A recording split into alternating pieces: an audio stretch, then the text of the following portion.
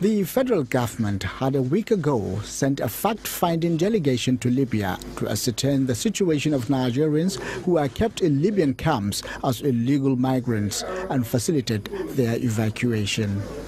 At this news press conference in Abuja, the leader of that delegation, who is also the Minister of Foreign Affairs, highlight the situation faced by Nigerian migrants in Libya and the evacuation challenges they face. According to him, there are human traffickers who make the evacuation process a lot difficult for government officials. The criminal element involved in this trafficking and this migration question means that a lot of our children are nothing more than property. There are very influential and powerful people who have an interest in these young boys and girls not returning to Nigeria because they are economic assets for them. 485 Libyan returnees arrived Port Harcourt on Sunday, January the 7th, 2018, making the numbers of Nigerians evacuated from Libya since 2017 to stand at 6,393. That is according to the National Emergency Management Agency, NEMA. Meanwhile, the Director General of NEMA explains the reasons why the federal government chose the Port Harcourt Airport instead of the Murtala Mohammed Airport this time around.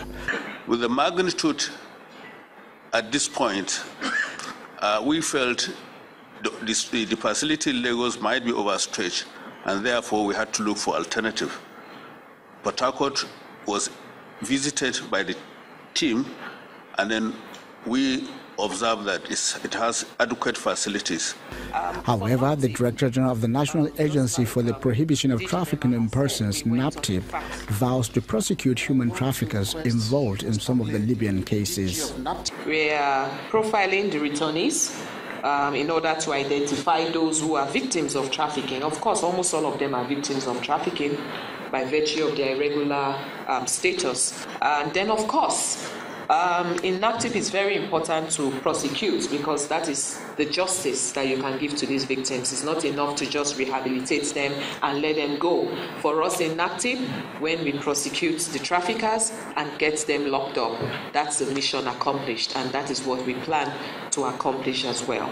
Even though 369 human traffickers have been prosecuted and convicted by NAPTIP since 2011, this crime against humanity continued to thrive, just as government officials vow to send more human traffickers to jail.